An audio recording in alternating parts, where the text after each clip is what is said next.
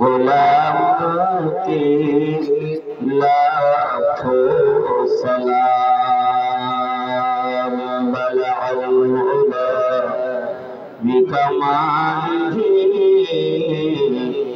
কশফত জামিজামালিহি حسنت جميع خصاله صلوا عليه وآله لا إله إلا الله এতগুলো মানুষ জিকির করছেন তো মহাপুর করে করে লা ইলাহা জবান খুলে পড়ে লা ইলাহা ইল্লাল্লাহ আরো মাহবুব লা ইলাহা ইল্লাল্লাহ লা ইলাহা ইল্লাল্লাহ লা ইলাহা ইল্লাল্লাহ وحده لا شريك له وأشهد أن محمدا عبد الله ورسوله صلى الله تعالى عليه تحية والتسليم সকলের জবান থেকে মহান আল্লাহর নামের ধ্বনি উচ্চ কণ্ঠে শুনতে চাই নারে তাকবীর অনেকেই বলেন সকলেই বলেন আল্লাহর নামের ধ্বনি উচ্চ কণ্ঠে বলে এমন একটি মজলিসে বসে আল্লাহর নাম আমরা উচ্চ কণ্ঠে নিতে চাই নারে তাকবীর লিল্লাহি তাকবীর সিলসিলায়ে ফুরফুরা শরীফ ঈসানে সওয়াব হে জিকুল্লাহ নারে তাকবীর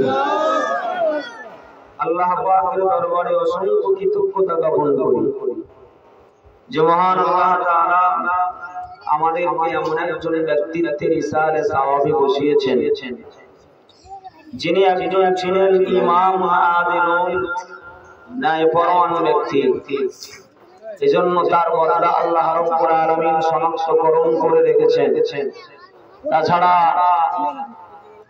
তিনি বড় ভাগ্যবান আল্লাহ রাব্বুল আলামিনের অশেষ করুণায় খাতিরে তিনি তার সন্তানগুলির ভিতরে ওয়ালাদুল সালিহুন রেখে গিয়েছেন আমরা হয়তো একদিন এসে দোয়া করে চলে যাব কিন্তু তার এমন একজন ছেলে রয়েছে যে মসজিদের ইমাম দিনে 5 ওয়াক্ত নামাজ আদায়ের পরে তার জন্য দোয়া চাইতে পারবে কথা ঠিক বললাম না ভুল বললাম আমরা তো ভাড়াটে বলেন আত্মীয় বলেন যাই বলেন আমরা এসেছি কিন্তু সব থেকে আজরু 5 ওয়াক্ত নামাজে কি দোয়া চাইতে পারবো তা পারবো না তিনি একটা ছেলে রেখে দিয়েছেন মাশাআল্লাহ তার আরো সন্তানেরা সুনাম আছে খুব সুন্দর আমার চাচা তিনি আপনারা জানেন বিদায় হয়ে চলে গিয়েছেন তাই সওয়াব জানি রাসূল করিম সাল্লাল্লাহু আলাইহি ওয়াসাল্লাম বলেছেন যদি কোনো সন্তান ওয়ালাদুল সালিহিন বা ওয়ালাদুল সালিহুন সৎ সন্তান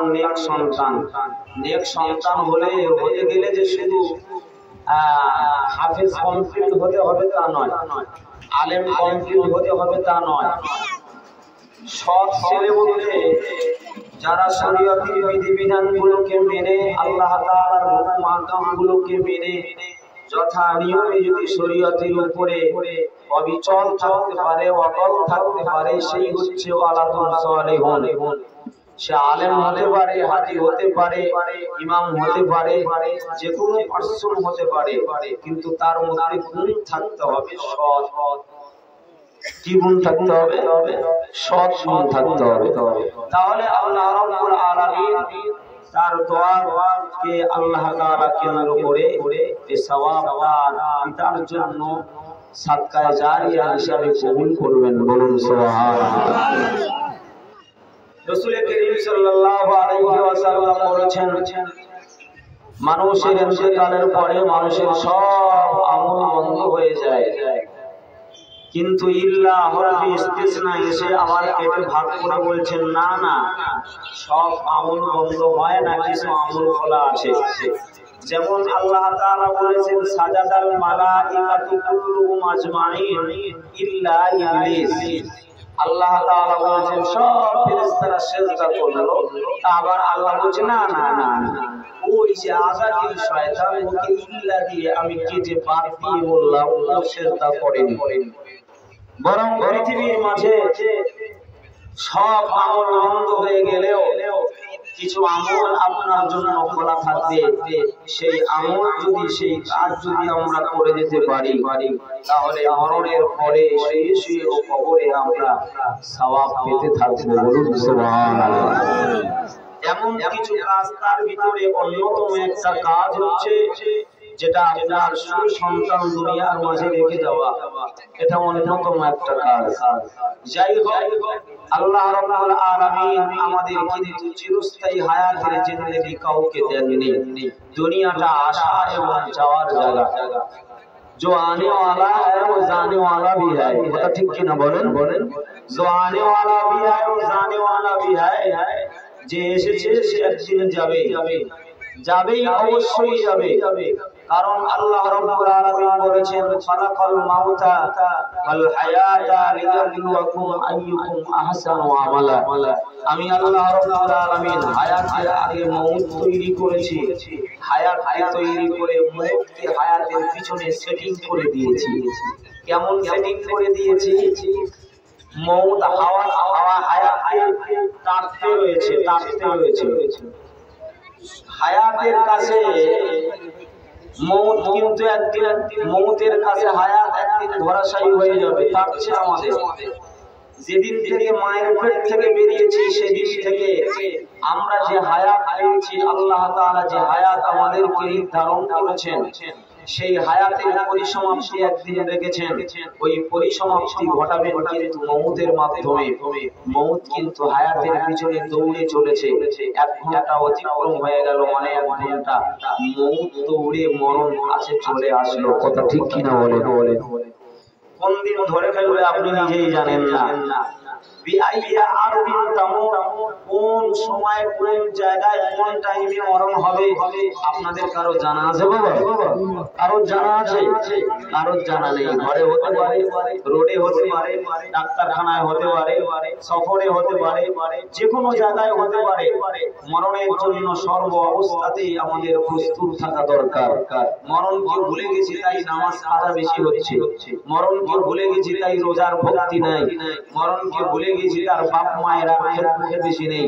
মরণকে যারা স্মরণ রেখেছে তারা কোনদিন দিন শরীয়তের খেলাফ কাজ করতে পারে না। কথা ঠিক কি বলে? মানুষ মানব সত্য মওত, এই মওতকে ভুলে গেলে হবে না। হাকিম উম্মাত আশরাফ আলী থানভী রাহমাতুল্লাহ আলাইহি লিখেছেন, তিনি একদিন ফজরের নামাজ পড়ে বসে আছেন। একজন ব্যক্তি ছুটে ছুটে গিয়ে বলছে, হুজুর আমি ঘুমের ভিতরে একটা স্বপ্ন দেখেছি। বলে কি স্বপ্ন দেখেছো বাবা? স্বপ্ন তো অনেক কোয়ালিটি হয়। কি গো, স্বপ্ন অনেক কোয়ালিটি হয় না? স্বপ্ন যোগে পীরকে দেখেন, পীরকে দেখেছেন, পীর না হয়েও শয়তান হতে পারে। ইমামকে দেখেছেন, ইমাম না হয়ে শয়তান হতে পারে। পৃথিবীর মাঝে শয়তান সবার সুরত ধরতে পারে, একজন ব্যক্তির সুরত ধরতে পারে না, যিনি হচ্ছেন সরকারে দু আলম সাইয়্যিদিনা মুহাম্মদুর রাসূলুল্লাহ সাল্লাল্লাহু আলাইহি ওয়াসাল্লাম। বলছি বাবা তুমি স্বপ্ন দেখেছো? কি স্বপ্ন দেখেছো? বলছি হুজুর স্বপ্ন দেখলে তো যাত্রার কাছে বলতে নেই। অনেক ঘুমিয়ে বাপের স্বপ্ন দেখে, মায়ের স্বপ্ন দেখে, আত্মীয় স্বজনের স্বপ্ন দেখে, মা অনেক কষ্ট কবরে আছে স্বপ্ন দেখে, বাপ অনেক কষ্টে আছে স্বপ্ন দেখে। অনেক সময় স্বপ্ন ধ্রুবক সত্য হয়, স্বপ্ন নবুয়তের একটা অংশ। কিছু কিছু ব্যক্তির স্বপ্ন আর সমাজ শরীয়তের মূল নীতি হয়ে দাঁড়িয়েছে। যেমন ইব্রাহিম আলাইহিস সালাতু ওয়াস সালাম সন্তানকে মিনা ময়দানে ডেকে বলেছিলেন, বাবা ইন্নী রাআইতু ফিল মানামি আন্নী আসবাহুকা ফানজুর মাযা তারা। বেটারে, ঘুমের ভিতরে আমি স্বপ্ন দেখেছি তোমাকে জবাহ করছি। তখন আব্বা ছেলে বলেছিলেন, আব্বা জান আপনি যেটা দেখেছেন সেটা সত্যই দেখেছেন, সত্যাত্তা ইয়া আবি, সত্য কথা বলেছেন আপনি, কারণ নবীদের স্বপ্ন কোনোদিন মিথ্যা হয় না। ইফআল মা তুমারু সাতাজিদুনি ইনশাআল্লাহু মিনাস সাবিরিন। যেটাই স্বপ্ন দেখেছেন সেটাই বাস্তবে রূপ দেন, আপনি আমাকে সবরকারীদের ভিতরে পেয়ে যাবেন। বলুন না সুবহানাল্লাহ। তাহলে কিছু স্বপ্ন হয় শরীয়তের প্রতি। আজ পর্যন্ত ইব্রাহিম যে স্বপ্ন দেখেছেন ঈদের নামাজ, আমাদের যে রোজা আসছে তারপরে রোজার ঈদ আছে, তারপরে আর একটা ঈদ আছে না, কুরবানির ঈদ, কথা বলেন না, যাদের জন্য কুরবানি ওয়াজিব, ওই স্বপ্নের বাস্তবায়ন করতে হয়। তো হাকিমুল উম্মাহ আশরাফ আলী থানভী রাহমাতুল্লাহ আলাইহি তিনি বলছেন, বাবা কি স্বপ্ন দেখেছো বলো তো, দেখি শুনি। বাইরা বাবাজিরা, হাকিমুল উম্মাহ আশরাফ আলী থানভী রাহমাতুল্লাহ আলাইহি তিনি বলেন, হাকিম বর্তমানে যত ব্যক্তি ফতোয়া দেয় বেশিরভাগ হাকিমুল উম্মাহ আশরাফ আলী থানভী রাহমাতুল্লাহ আলাইহির লেখা একটি সচরাচর কিতাব বাবা, যে কিতাবটার নাম হলো বেহেশতের জোর। বাবা বেহেশতের জোর এত বড় একটা ফেতার কিতাব, একটা মসলার কিতাব। বর্তমানে বেশিরভাগ ব্যক্তিরা হাকিমুল উম্মাহ আশরাফ আলী থানভী রাহমাতুল্লাহ আলাইহির লিখিত কিতাব বেহেশতের জোর দ্বারা অনেকেই ফতোয়া দেয়। ভাইরা সেই হাকিমুল উম্মাহ আশরাফ আলী থানভী রাহমাতুল্লাহ আলাইহি জিজ্ঞাসা করলেন, বাবা স্বপ্ন দেখেছো? বাবা কি স্বপ্ন দেখেছো আমাকে বলো। স্বপ্নের তাবির কেউ বেশি দিতে পারে না, স্বপ্নের তাবির আরো একজন দিতেন, যিনি হচ্ছেন পয়গম্বর হযরত ইউসুফ আলাইহিস সালাম। মিশরের বাদশাহের স্বপ্ন দেখেছে, সাতটা মোটা গাভী, সাতটা রোগা গাভী, সাতটা মোটা গাভীকে খেয়ে ফেলছে। সাতটা গমের শীষ তাজা, সাতটা গমের শীষ শুকিয়ে যায়। স্বপ্নের ঘটনা সারা দুনিয়া জুড়ে পাবলিসিটি করে দেওয়া হলো, স্বপ্নের ব্যাখ্যা কেউ বলতে পারে না। বাবা ঘটনার ক্রমে সংবাদটা চলে গেল ইউসুফ আলাইহিস সালামের কাছে। তিনি আছেন জেলখানার ভিতরে, ইউসুফ আলাইহিস সালাম বললেন, ও স্বপ্নের ব্যাখ্যা আমি ইউসুফ আমি বলে দিতে পারি। বাদশাহ এত মুরক্কার, এত মোল্লা, এত মুরব্বি জেলার করেছে, বলে স্বপ্নের তাবিজটা একটু বলে দে তোরা। বলছে আমরা দেখি বলতে পারি না। তো ইউসুফ বলতে পারতেন স্বপ্নের ব্যাখ্যার তাবিজ। যাত্রার কাছে স্বপ্নের কথা বলবেন না। স্বপ্ন যখন দেখেন তো স্বপ্ন লটকানো থাকে, ঘুরে থাকে, স্বপ্নের তাবিজ যেভাবে করা হয় ওইভাবেই আল্লাহর দরবারে কবুল হয়ে যায়। বিশেষ করে নবীকে দেখেছেন, আগে দেখেছেন, উমুক দেখেছেন, তুমুক দেখেছেন, স্বপ্নের তাবিজ কারোর কাছ থেকে বেশি করবেন না। যারা ওলামায়ে কেরাম তাদের কাছ থেকেই বলবেন, নচেত চেপে রাখবেন। স্বপ্নের তাবিজ হয়ে গেলে কিন্তু আল্লাহর দরবারে সবাই ফয়সালা হয়। হাকিমুল উম্মাহ আশরাফ আলী থানভী রাহমাতুল্লাহ আলাইহি জিজ্ঞাসা করলেন, বাবা ঘরের ভিতরে তুমি কি স্বপ্ন দেখেছো? বাবা হুজুর আমি স্বপ্ন দেখেছি একটা বাঘ আমাকে তাড়া করেছে। হুজুর আমাকে একটা বাঘ তাড়া করেছে।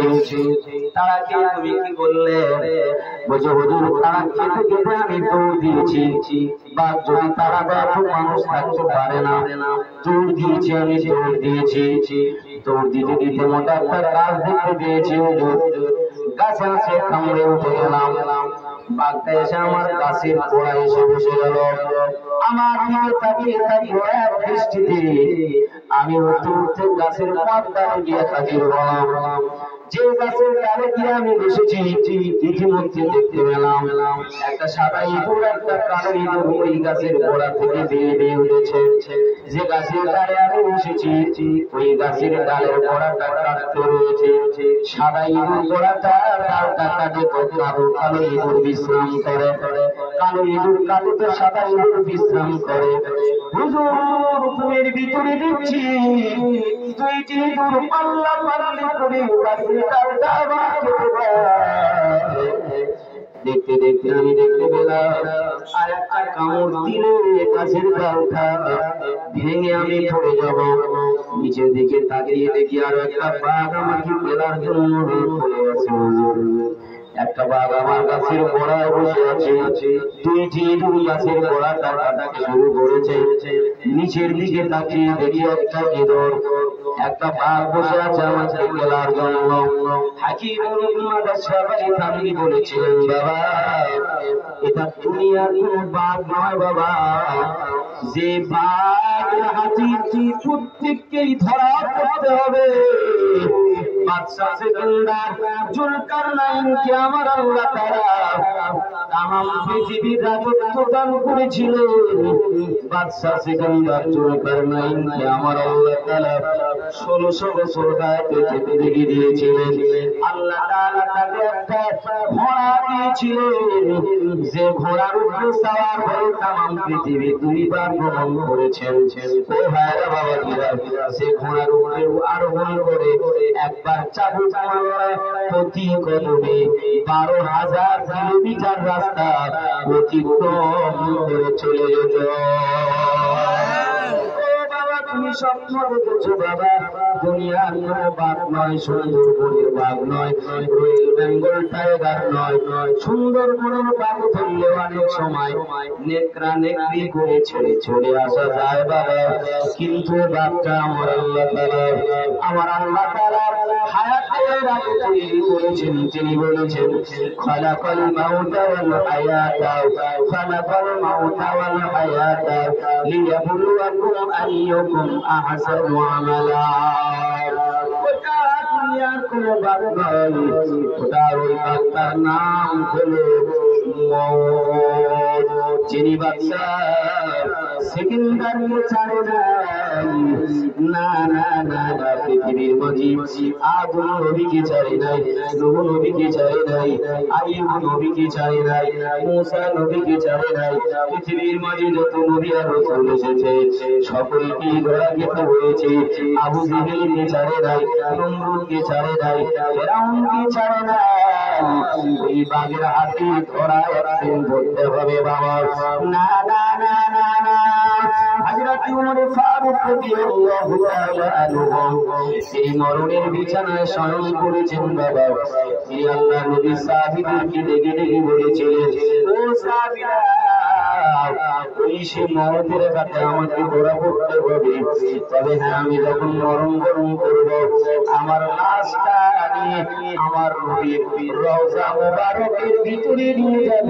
নবী পাকের বাম দিকে একটা জায়গা আছে, ডান দিকের জায়গা আবু বকর রয়েছে, বাম দিকের জায়গাটা খালি আছে। আমি ওমর আমার জন্য যেন বরাদ্দ হয়ে যায়। ও ভাইরা বাবাজিরা, হাকিমুল মাদ্রাসাবাড়ি থামি বললেন, ওই বাঘ কাউকে ছেড়ে দেয় নাই। জীবনের কোন একটা সঞ্জীব করে জীবনের কোন একটা চাইবে বাঘের সঙ্গী দেখা করতে হবে না, হবে না বাবা, হবে না, হবে না, না চাইলেও হবে। যতই দুনিয়া নিয়ে ব্যস্ত থাকেন তো বাঘ এসে আপনাকে গিলে দেবে, ও বাঘ এসে আপনাকে ধরবে।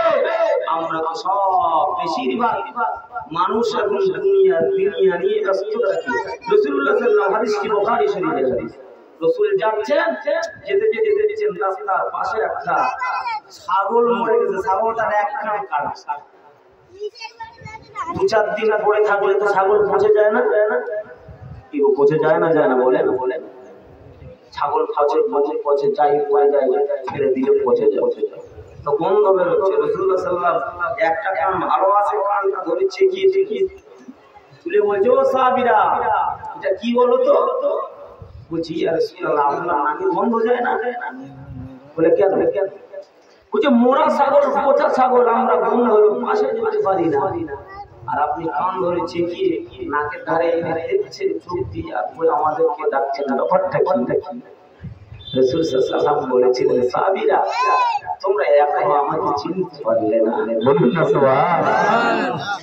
ইয়া রাসূলুল্লাহ, কেন চিনি না আপনাকে? আপনাকে তো ভালোভাবেই চিনি। রাসূল বলছেন, না তোমরা এখনো আমাকে চিনতে পারলে না। তোমরা ওই যে বললে পচে গিয়েছে, আমার নামে গন্ধ আসবে, তোমরা জানলে না।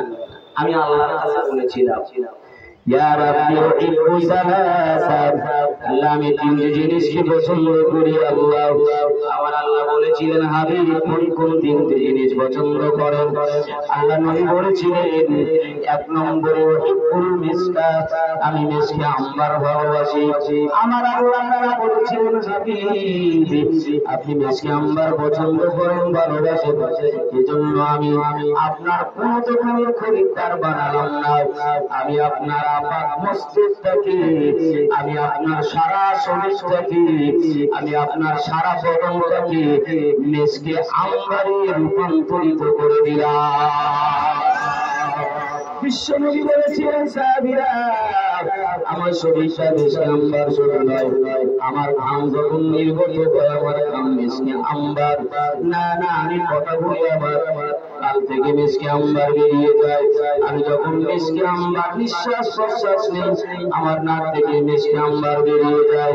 দুনিয়ার কোনো এমন গন্ধ নাই যে গন্ধটা আমার নাক থেকে ঢুকে আমার শরীরের ভিতরে প্রবেশ করতে পারবে। দুনিয়ার এমন কোনো গন্ধ নাই, বরং আল্লাহ আমার ঘামটাকে মিসকে আম্বার বানিয়েছে, আমার চুলটাকে মিসকে আম্বার বানিয়েছে। আল্লাহ তাআলা আমার বিশ্বাস প্রশ্বাসের সঙ্গে মিসকে আম্বার বানিয়েছে। সাহাবীরা দুনিয়ার কোন গন্ধ আমার নাকে আসবে না। ছাগল যতই মরে পচা বলা হোক না কেন, ছাগলের গন্ধ আমার নাকে আসবে না। আল্লাহ তাআলা আমার সারা শরীরকে মিসকে আম্বারে রূপান্তরিত করে দিয়েছে। এটা হলো ছাগল, তোমরা দেখছো মরা পচা গলা হয়ে গিয়েছে। আমি রাসূলুল্লাহ তোমাদের কাছে ইশারা দিতে চাই, এটাই হলো দুনিয়া, এটাই হলো দুনিয়া। দুনিয়া একটা নোংরা জায়গা, দুনিয়া একটা পচা জায়গা, দুনিয়া একটা ঘৃণিত জায়গা। দুনিয়ার গন্ধ এত বেশি, আল্লাহর ইমানদার বান্দারা তারা দুনিয়ার চাষ করে, তারা দুনিয়ায় বাস করে, তারা কাজ করে, ব্যবসা করে, বাণিজ্য করে, কিন্তু তারা দুনিয়ার ভিতরে ঢুকে যায় না। আমি রাসূলের জন্য বলেছি, আল্লাহুম্মা লা আয়েশা ইল্লা আয়েশাল আখিরাহ, আল্লাহ আমাকে আয়েশ দিও, আরাম দিও, তবে দুনিয়ার না আখিরাতের আয়েশ দিও। রেখে দাও বাবারা, এই নাম হলো দুনিয়া। দুনিয়ার মানুষ কোনদিন চিরদিন থাকবে না, দুনিয়ার মানুষ চিরদিন থাকবে না। একদিন কিন্তু বিদায় হয়ে চলে যেতে হবে। ও ভাইরা বাবাজিরা, কথা অনেক বড়, অনেক সমাজ বলার উদ্দেশ্য হলো দুনিয়াতে আমরা চিরস্থায়ী থাকবো। কথা বলেন, থাকবো না। ওই যে বাঘ, ওটা হলো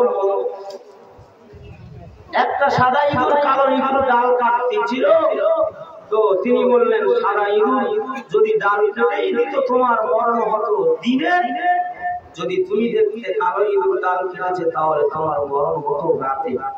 আর ওই যে একটা বাঘ নিচে হাত করে আছে দেখছো, ও সম্পর্কে রাসূল বলেছেন, আল কবরু রাউযাতুম মির রিয়াজিল জান্নাহ আও হুফরাতুম মিন হুফারিন নার।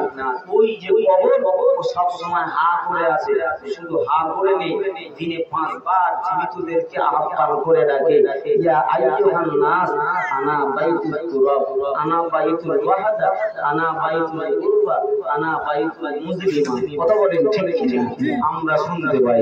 যাই হোক, অনেক মানুষের আমি শুনতেই বলেছি, আমার ভাইরা, আমার চাচি জান বেঁচে রয়েছে, আল্লাহ তার হায়াতে কুল্লিয়া দান করেন, বলুন আল্লাহুম্মা আমিন। আমরা সকলেই দোয়া চাই। আমি বলেছি তারা যে সন্তান রয়েছে, তারা সন্তান যোগ্য সন্তান ইমামতিও করেন, আল্লাহ তাআলা ইলমও দিয়েছেন। আমি বেশি কিছু বলবো না, সালাম কি আমি করবো, দোয়া খায় মানুষের ভাই করবেন। আসেন আমরা একটু দাঁড়িয়ে সালাম পাঠ করে নিয়ে